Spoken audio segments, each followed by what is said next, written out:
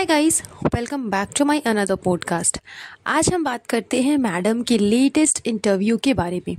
वैसे तो इनका हमेशा का है कि इनको कोई चीज़ अगर ज़रूरत से ज़्यादा पब्लिक को बतानी होगी, अपने आप को क्लैरिफाई करना होगा, अपने आप को इनोसेंट दिखाना होगा, तो ये हमेशा पहुंच जाते हैं इंटरव्यूज़ में और इंटरव्यूज़ की तो भरमार लग जाती है। तो वही चीज़ मैडम ने की। वापस से मैडम पहुंच चुकी है एक लेटेस्ट इंटरव्यू देने के लिए, जिसमें कि मैडम ने काफ़ी सारे खुलासे किए हैं। मतलब इनका ना मन नहीं भरता। कभी भी आप देख लो कि हाँ, मैडम का मन भर गया होगा कि चलो अब ये चीज़ कर लिया ना, अब इससे मेरा पूरा मन भर गया, अब इस चीज़ को मैं आगे और नहीं खींचूंगी। लेकिन नहीं, इनको हमेशा बात को आगे खींचना है और हमेशा अपने आप को इनोसेंट साबित करना है। मैं के चक्कर में मैडम ने पता नहीं कितनी मैं कर चुकी है और उसमें से एक भी मैं इनका काम नहीं आता। हाल फिलहाल जिस तरह से इनकी जो व्यूज़ है वो एकदम डाउन जा रही थी, क्योंकि ये लोग काफ़ी दिनों से व्लॉग्स अपलोड नहीं कर रहे थे। मतलब 1 महीना होने को आया था और जनाब ने 1 महीने में कोई व्लॉग अपलोड नहीं किया। उसके बाद आपस में बैठ करके इन लोगों ने डिसाइड किया कि अब क्या किया जाए कि वापस से जो व्यूज़ है वो ट्रेंडिंग सेक्शन में चले जाए, व्लॉग ट्रेंडिंग सेक्शन में चले जाए। तो प्रीवियस के पास्ट के पुराने टॉपिक्स उठा करके इन्होंने अपने व्लॉग में डाले। सबसे पहले तो ड्रामा किया था Q&A का, Q&A करूँगा एंड देन फिर मैडम के पुराने रिश्ते, जिसके ऊपर कोई बात नहीं होने वाली थी, कुछ चर्चा नहीं थी, उसको जनाब ने उठाया ताकि व्यूज़ को एक ट्रेंडिंग पॉइंट पे ले जाया जा सके। किसी ने इनको कुछ बोला नहीं था, इन्होंने खुद ने उस पॉइंट को उठाया। अब जब उठाया है, उसके बारे में बात हो रही है, तो फिर आपको इतना बुरा क्यों लग रहा है? अभी एक लेटेस्ट इंटरव्यू आया मैडम का, जिसमें उन्होंने सबसे पहले इंटरव्यू स्टार्ट होते के साथ सबसे पहले बोला कि मेरे पास ना गिन के मुश्किल से 10 लोग हैं जो मेरे आसपास है। तो इसमें किसी की कोई गलती नहीं है मैडम कि आपके पास गिन करके 10 लोग हैं। ये आपकी ही गलती है कि आप अपने आसपास 10 लोग से ज़्यादा किसी को रहने नहीं देते, चाहे फिर वो कोई भी हो। अभी नई आपकी एक होम डेकोरेशन के लिए, आपके घर के इंटीरियर के लिए एक नई लड़की आई हुई थी, उसके साथ भी आपने रिलेशन बहुत जल्द ख़राब कर लिया। लास्ट में कारीगर ही काम करके गए आपके घर का, और कितना अच्छा घर बनाया है, वाइट पुट्टी मरवा करके आपने, वो तो साफ समझ में आ ही रहा है। उसके बाद अभी आपके DKI कलेक्शन के लिए एक अलग से उसमें भी डिज़ाइनर आई थी, खुद से आपने उसको हायर किया था, बुलाया था। वो बेचारी मुश्किल से 10 दिन आपके पास में उसने काम किया, उसके बाद आपने उसको भी निकाल दिया। उसके साथ भी आपकी कुछ नहीं जमी, आपने उसको भी धक्के मार करके निकाल दिया। तो जाहिर सी बात है ना कि गलती आपकी है। आप खुद अपने पास लोगों को रहने नहीं देते। आपके और आपकी फ्रेंड फलक की कहानी तो खैर पूरी दुनिया को पता है कि आपने कैसे उसको ट्रीट किया, किस तरह से आप उसके कॉल पिक नहीं करती थी, किस तरह से आप उससे सालों बात नहीं करती थी। कभी फेस्टिवल में कॉल तक नहीं किया होगा आपने उसको कि फेस्टिवल विश कर रही हूँ। यहाँ तक कि अभी रमज़ान चल रहे हैं, रमज़ान में भी आपने उसको विश नहीं किया होगा कि हैप्पी रमज़ान मुबारक, कुछ भी नहीं। तो ऐसी फ्रेंडशिप कौन सी काम की? इस वजह से आपके फ्रेंड सर्कल्स भी नहीं है। तो आपके आसपास गिन करके जो मुश्किल से 10 लोग हैं, वो 10 लोग आपके घर के मेंबर हैं। उसके अलावा ना तो बॉलीवुड इंडस्ट्री में कोई आपके फ्रेंड है, ना ही टीवी इंडस्ट्री में आपके कोई फ्रेंड्स हैं, ना ही घर के आसपास, घर के अपार्टमेंट में आपके कोई रिलेटिव्स है, फ्रेंड्स है, या फिर अगल बगल के जो पड़ोसी होते हैं वो है। कुछ नहीं है। आपके घर के गिन करके 10 लोग, मोहल्ला के गिने चुने 2-4 लोग, बस यही लोग हैं आपके आसपास। और मैडम बोल रही है कि इन्हीं 10 लोगों के बीच में मेरी दुनिया है, मैं इन्हीं 10 लोगों के साथ में रहना चाहती हूँ। अच्छी बात है, आप रहो, कोई आपको मना नहीं कर रहा। देन फिर ये बोलती है कि लोगों को प्रॉब्लम है कि कैसे अपनी लाइफ में इतनी सॉर्टेड है। कैसी सॉर्टेड भाई? कौन सा सॉर्टेड? कौन सी सॉर्टेड हो तुम तुम्हारी लाइफ कितनी सॉर्टेड है वो तो दिख रही है कि पति के चक्कर में इतने अच्छे शो को छोड़ दिया जस्ट बिकॉज सिर्फ इसलिए कि रमज़ान में मेरे पति को खाना कौन बना करके देगा, उसके आगे पीछे कौन घूमेगा, उसकी डाइट को कौन मेंटेन करेगा, ऊपर से व्लॉग कौन शूट करेगा। बिकॉज इनके व्लॉग्स भी जब से ये शो पे चली गई हैं बहुत कम हो चुके थे। एंड सबसे इम्पॉर्टेंट चीज़ जनाब का ईगो, उसका मेल ईगो कि तुम काम कर रही हो मैं काम नहीं कर रहा हूँ, तुम पैसे कमा रही हो मैं नहीं कमा रहा हूँ, 1 महीने से मैंने व्लॉग भी नहीं डाला, कोई सोर्स ऑफ इनकम ही नहीं है मेरे पास, तो ऐसा कैसे हो सकता है। तो सिर्फ और सिर्फ अपने लप्पू जनाब के ईगो को शांत करने के लिए, उसको स्पेशल फील कराने के लिए, उसको ये फील कराने के लिए कि हाँ तुम मेरे लिए सब कुछ हो, तुमसे बढ़कर मेरे लिए कुछ भी नहीं है, यही फील कराने के चक्कर में मैडम ने इतने अच्छे शो को छोड़ दिया और बहाना बनाया कि मेरे हाथ में फ्रैक्चर है तो ये है तो वो है, कभी कुछ, कभी पुराना फ्रैक्चर था जो कि अभी हिट हो गया है, कभी बोलती है नहीं कुछ लम्प्स हो गए हैं, कभी बोलती है नहीं हाथ में फ्रैक्चर है, हाथ में पेन है, लेकिन मुझे सीने में दर्द होता है, मैं सांस लेती हूँ तो मुझे तकलीफ होता है। मतलब यार इतने सारे कॉम्प्लिकेशंस, इतने सारे ड्रामे ये दिखाई है इसने सिर्फ और सिर्फ शो को छोड़ने के लिए कि कुछ कह ही नहीं सकते। एंड सॉर्टेड होने की बात करती है कि मैं सॉर्टेड हूँ, मैं अपनी लाइफ में सॉर्टेड हूँ, इसलिए लोगों को बिलीव नहीं होता, लोग मुझसे जलते हैं कि कैसे अपनी लाइफ में इतने खुश है। अच्छा, आपकी खुशी तो आपके डार्क सर्कल से ही नज़र आ जाती है कि आप कितनी ज़्यादा खुश हैं। मतलब लोगों ने कॉम्प्लीमेंट किया मैडम को कि मैडम चूड़ियाँ पहन करके बहुत अच्छी लग रही है, कोई फ़र्क नहीं पड़ा। मैडम ने मतलब जैसे एकदम नॉर्मल में बोल दिया कि हाँ हाँ चलो चलो ठीक है, लोगों ने तो खैर कहा बहुत अच्छी बात है थैंक यू, लेकिन जनाब ने, मेरे मैन चाइल्ड ने मुझको कॉम्प्लीमेंट दिया, ये पी मैं मतलब बहुत खुश हूँ, अब तो मैं बहुत ज़्यादा पहनूंगी चूड़ियाँ। मतलब ये कौन सी, मैं वर्ड यूज़ करूँ, मतलब गवारपना है ये तो मैडम का। लिटरली तुम इस बात पे खुश हो रही हो कि तुम्हारे हस्बैंड ने तुम्हें हल्का सा अप्रिशिएट कर दिया, तुम्हें कॉम्प्लीमेंट दे दिया, तुम्हें हल्का सा तुम्हारी तारीफ़ कर दी, तो इसमें कौन सी बड़ी बात है भाई? कौन सा 30 मार खान वाला काम कर दिया उसने? कौन सा ऐसा तीर मार दिया? हस्बैंड तो पर डे अपनी वाइफ को कॉम्प्लीमेंट देते हैं विदाउट एनी रीज़न। देना चाहिए कि बिना किसी रीज़न के आप अपनी वाइफ को कॉम्प्लीमेंट दो ताकि उसको अच्छा लगे, आपके आपस का प्यार बना रहे। इसके लिए इतना उछलने वाली कौन सी बात है, वो भी जब आपने लव मैरिज किया है, आपकी शादी इतनी अच्छी तरीके से चल रही है अकॉर्डिंग टू मैडम कि बहुत अच्छे तरीके से इनकी शादी चल रही है, 7 साल हो चुके हैं, एनिवर्सरी सेलिब्रेट करते हैं, जनाब इनको कॉम्प्लीमेंट देते हैं, तो फिर इसमें इतने उछलने वाली कौन सी बात है?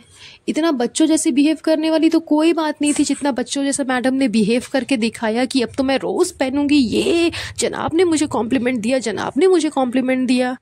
मतलब ग्रो अप मैडम, अब तो ग्रो करो, अब तो अपने बारे में सोचो, मैन चाइल्ड को छोड़ो और अपने लिए स्टैंड लो। अच्छा, इसके बाद ये बोलती है कि जब मैं और शोएब बहुत अच्छे फ्रेंड्स थे, बहुत गुड फ्रेंड्स थे, कैसे गुड फ्रेंड्स थे ये लोग, ये तो खैर सबको पता है, तो उस टाइम पे जनाब ने इनको बोला कि तुम अपनी खुशी के लिए मुझसे शादी करो, हाँ अगर तुम्हें अच्छा लगता है तो तुम्हारी खुशी के लिए अपनी खुशी सोच करके करो।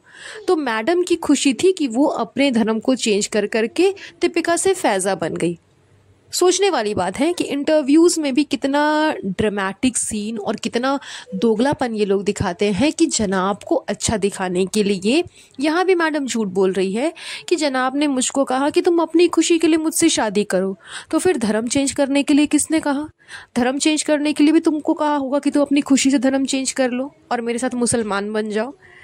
ये ख़त्म हो गया, ये टॉपिक जब ख़त्म हो गया उसके बाद बोलती है कि मुझको खुद को ऐसा लगता है कि मुझे अपने घर को संभालना चाहिए, फैमिली को संभालना चाहिए, बच्चे को संभालना चाहिए, ये मेरी चॉइस है।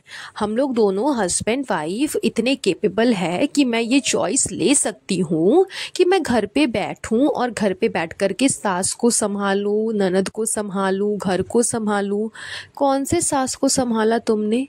बिग बॉस में मैडम ने कहा था कि मैं जो अमाउंट जीती हूँ उससे मैं अपने सास के लिए घर खरीदूंगी, जबकि ऐसा कुछ भी नहीं हुआ। खुद जनाब ने खरीदा अपनी अम्मी के लिए घर, वो भी काफ़ी टाइम के बाद, तब तक वो रेंट पे ही रह रही थी। और अब जा कर के जब सासू माँ के लिए भी खरीदा है तो जनाब ने दिखाया कि उसने खरीदा। वैसे ऑन ऑफ कैमरा बैकग्राउंड में तो खैर हो सकता है कि मैडम ने ही पैसे दिए होंगे, लेकिन सामने से तो ये चीज़ नहीं ना दिखाई कि मैडम ने पैसे दिए हैं, या तो सासू माँ के घर के लिए या फिर अपनी मम्मी के घर के लिए। दोनों टाइम पे हो सकता है मैडम ने ही दिए होंगे, लेकिन दिखाया कि जनाब ने दिया है, तो लोग तो यही मानेंगे कि जनाब ने घर खरीदा है। तो आप अपनी सास की केयर कहाँ से कर रहे हो? आप अपने 5 BHK के जहान में अपनी सास को रहने तक नहीं देते, घुसने तक नहीं देते। अभी इनका एक लेटेस्ट व्लॉग आया था, इस व्लॉग में मैडम इसी इंटरव्यू में मैडम गई हुई थी, तो रमज़ान के शाम का जो इनका होता है खाने पीने का सारा प्रिपरेशन, वो बेटी खाला और सुटारा बेगम दोनों प्रिपेयर कर रही थी मैडम के किचन में आकर के। वो भी कब? जब मैडम घर पे नहीं है। जब मैडम घर पे होती है तो ये लोग नीचे प्रिपेयर करते हैं सारा खाना, और ऊपर मैडम प्रिपेयर करती हैं, अलग अलग प्रिपरेशंस होते हैं। लेकिन जब मैडम नहीं है तो बेटी खाला और जो सुटारा बेगम है ये लोग आती हैं और आकर के ऊपर में खाना प्रिपेयर कर रही हैं, क्योंकि इनको पता है मैडम है तो फिर अवेलेबल नहीं है एंट्री, तो ये कैसे आएंगी। तो आप अपने घर पे तो आने नहीं देते हो। यहाँ तक कि जनाब ने थंबनेल भी लगाया, डिस्क्रिप्शन भी लिखा कि मेरी प्यारी वाइफ, मेरी दिप्पी का किचन अम्मी और बेटी खाला को मिल गया। इट मीन्स कि अगर वो लोग एक दिन के लिए वहाँ कुकिंग कर रहे हैं तो वो दिप्पी का किचन था, दिप्पी के किचन को मेरी मम्मी ने और बेटी खाला ने हड़प लिया। ये कहने का उसका मेन पॉइंट था। तो जब आप अपने घर पे नहीं एंटर करने देते हो अपनी सास को, अपनी ननद को, ननद की तो खैर कहानी पूरी दुनिया में फेमस है कि ननद को आपने किस तरह से कोल्ड वॉर किया है उसके साथ में। यही चीज़ दिख रही है कि पूरे रमज़ान के महीने धीरे धीरे ख़त्म हो रहे हैं, लेकिन इफ्तारी करने के लिए साहिबा को बुलाया नहीं जाता है। 3 दिन कंप्लीट हो जाते हैं, उसके बाद 3rd डे रमज़ान के ख़त्म होने को आते हैं, तब फिर उसको बुलाया जाता है। बुलाया भी नहीं जाता, उसने खुद ने कहा अपने व्लॉग में कि आज तबीयत ठीक लग रही है तो मैं भाभी के घर जा रही हूँ। ये नहीं कि भाभी और भैया ने बुलाया है, नो, किसी ने नहीं बुलाया। ऊपर से 4th डे से तो वो अपने घर पे ही रमज़ान सेलिब्रेट कर रही है, इफ्तार कर रही है, क्योंकि उसके इन लॉज आए हुए हैं, तो इन लॉज को भी किसी ने नहीं बुलाया। तो ये सारी चीज़ें तो इनके ब्लॉग में दिख ही रही है। तो फिर झूठ बोलने का कोई पॉइंट ही नहीं है। जो ये झूठ बोल रही है कि मुझको अपनी फैमिली की टेक केयर करनी थी, बच्चे की टेक केयर करनी थी, उसके बाद सासू माँ का ख्याल रखना था, ननद का टेक केयर करना था, उसका ख्याल रखना था, वैसा कुछ भी इसने नहीं किया। वो सब सिर्फ और सिर्फ एक ड्रामा है, सिर्फ इंटरव्यूज़ में अपने आप को इनोसेंट साबित करने का। And last to the point ये पहुंच जाती है उसी बच्चे के ऊपर में कि मैं किसी भी माँ को ऐसा नहीं बोलूँगी कि उसने अपनी बेटी को अबैंडन किया हुआ है, वो भी उस टाइम पे जब वो कंसीव कर रही है। अच्छा, तुम तो इतनी घटिया औरत हो कि तुमने अपनी ही माँ को बोला है कि मेरी मदर के साथ मेरे ब्लैक पैचेस जुड़े हुए हैं। इतनी ज़्यादा ये घटिया है कि इसने इंटरव्यूज़ में ये बातें बोली है कि ब्लैक पैचेस जुड़े हुए हैं मेरी मॉम के साथ मेरे। तुम्हारे ब्लैक पैचेस तुम्हारी मॉम के लिए भी एक डार्क फेस है, उनके लिए भी कोई खुशी भरा माहौल नहीं था, उनके लिए भी एक बहुत बड़ा डार्क फेस था। उस डार्क फेस को झेलते हुए, जीते हुए, उसमें सफ़र करते हुए, सरवाइव करते हुए उसने तुम्हें पाला और आज तक तुम्हें सपोर्ट कर रही है। अभी वही माँ है जो कि तुम्हें इतना सपोर्ट किया हुआ है उन्होंने तुम्हारे मास्टर शेफ़ के शो में, उस जर्नी में सुबह से लेकर के रात तक वो लेडी इसके साथ में रहती है, इसके बच्चे को संभालती है, लेकिन उसी माँ को इसने ब्लैक पैचेस बोला था। तो मैडम कर्मा घूम करके वापस आता है। ये जो बेबी वाला बात है, ये जो मासूम रिश्ते वाला बात है, किसी ने तुम्हें इस टॉपिक पे जवाब देने के लिए फोर्स नहीं किया था, वो भी अब जब इस बात को 2 साल हो चुके हैं। जनाब ने खुद ने इस टॉपिक को उठाया, और जब उठाया तो जाहिर सी बात है कि इस पे चर्चा होगी, तो चर्चा होगी तो फिर सुनो और जवाब दो। अब आपको इतना बुरा क्यों लग रहा है कि आपको इंटरव्यूज़ में इन सारी बातों को बोलना पड़ रहा है? लोग आपको इस बारे में बार बार बोल रहे हैं, आपको फील करा रहे हैं कि आप कितनी घटिया माँ हो, आप ऐसी हो, आप वैसी हो, अपनी बेटी को अबैंडन कर दिया है। एंड बार बार मैडम की आप गट्स फीलिंग देखो, ये बार बार बोल रही हैं कि जबकि इस बात पे कोई सच्चाई नहीं है, जबकि इस बात पे कोई रियलिटी नहीं है। एंड इतने लोगों ने ऑन कैमरा सोशल मीडिया पे आकर के सामने से बोला है कि हमारे पास सबूत है और सारी बातें सच है, इसमें कोई दो राह नहीं है। हमने उस बच्ची को देखा भी है, मैडम के साथ भी देखा है। मैडम ने अपनी फर्स्ट प्रेगनेंसी के टाइम पे प्रेगनेंसी लीव भी लिया था जब ये उसमें काम कर रही थी, एयर होस्टेस के टाइम पे। तो मतलब कि सारी बातें मीडिया के सामने है, सारी बातें दुनिया के सामने है, उसके बावजूद मैडम की आप गट्स फीलिंग देखो कि कितनी हिम्मत है इसमें कि ये सामने से झूठ बोल रही है, क्योंकि इसको पता है कि हम किसी को भी पैसे से खरीद सकते हैं, किसी को भी डरा धमका सकते हैं। जिस तरह से इसने एनएफ को डराया और एनएफ ने वीडियो डिलीट कर दिया, इनको मालूम है कि ये किसी के साथ भी ऐसा कर सकते हैं। इसीलिए ये चीज़ भी इसने क्लियरली बताया है वीडियो में, अपने इंटरव्यू में, कि किसी भी माँ को मैं ऐसा नहीं बोल सकती। अगर रियलिटी भी है ना इस बात में, तो भी मैं नहीं बोलूँगी कि हाँ उसने अपनी बेटी को अबैंडन किया है, क्योंकि मैं उस समय बहुत डार्क फेस से गुजर रही थी।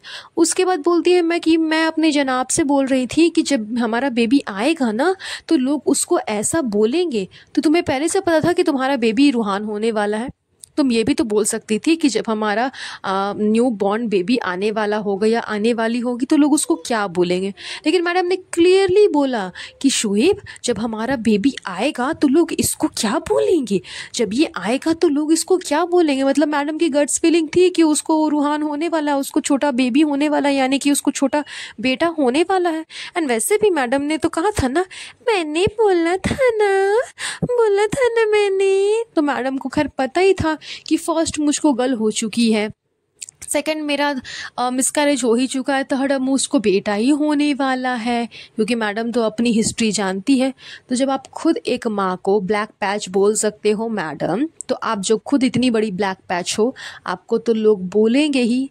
यही है कर्मा, कि कर्मा घूम करके वापस आता है मैडम।